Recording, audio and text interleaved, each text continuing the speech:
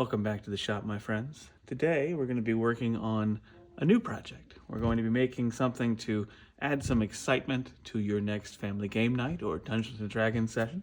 Speaking, of course, of solid metal dice. These little guys are about 1/4 pound a piece. They're made from 1-inch square stock, cube stock, if you will. I'm going to be walking you through the process of how I make these. These are probably my most popular item at shows and various things. People love these things. So let's get started. Before we head out to the forge, let's talk about material. So I'm using inch-thick square stock that is cut into inch-long sections. So we get little inch cubes. I have these sent to me from a company in the Midwest by the hundreds, big old box of them, because I go through these like crazy. Of course, if you have a metal cutting bandsaw, or if you're lucky enough to have, say, an Evolution style saw with a big saw blade for steel, you can certainly cut these yourself.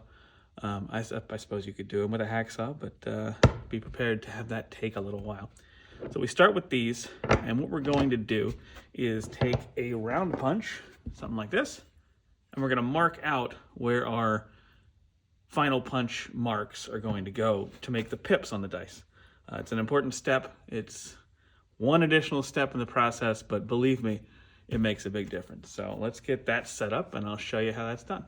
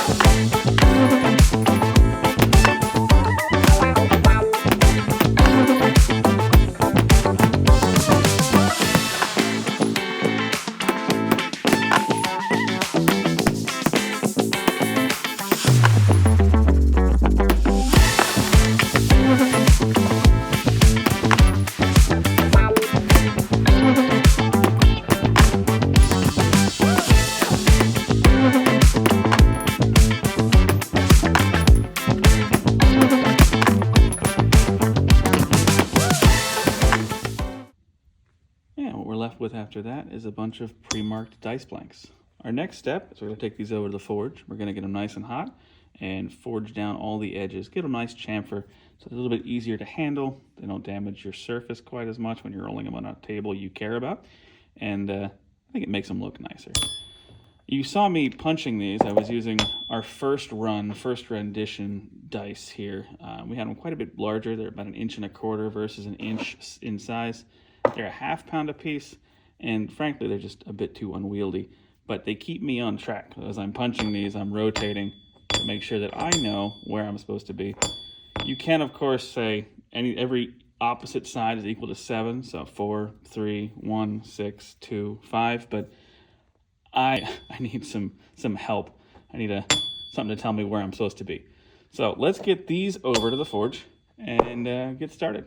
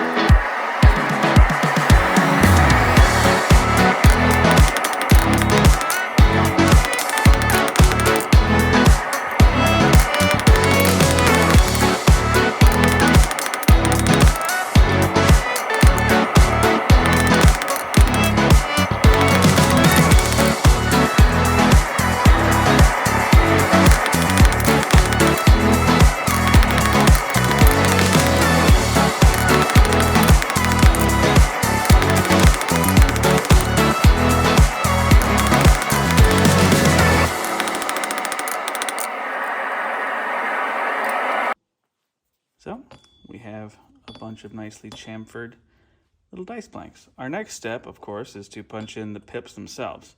We're going to be using one of these little guys. Got a pyramid-shaped punch, and it's going to leave these nice little square pips that we're looking for. I also use some hexagonal and round, depending on my mood and what kind of dice I'm making. But for these, we're going to be using our little pyramid.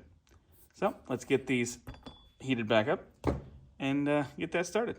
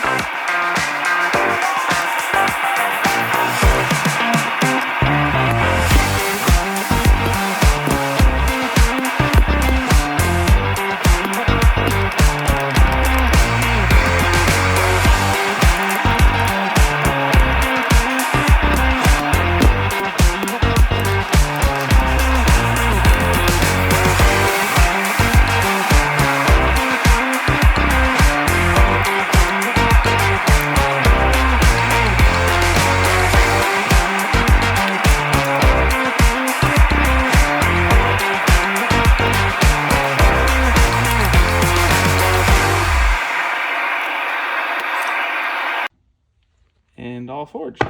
So these little guys are now ready to be finished. You saw me there at the end put our touch mark on the one pip.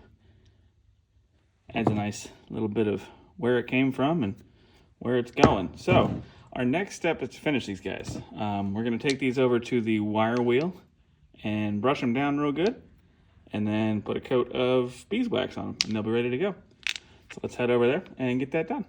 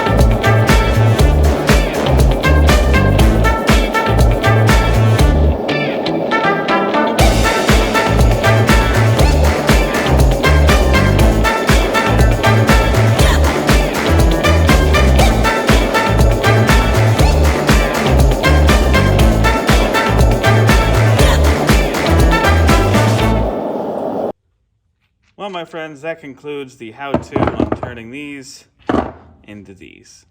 These steel dice, again, come in at about 1/4 pound a piece. These are definitely some of my best sellers. They're super fun. They feel great in the hand. They're great for games. Highly recommend giving these a shot. If you have any questions about the process or about any of this, really, drop them down below. If you're looking for some dice of your own, I have them on my Etsy store that I'll put in the description down below. And I hope to see you all next time.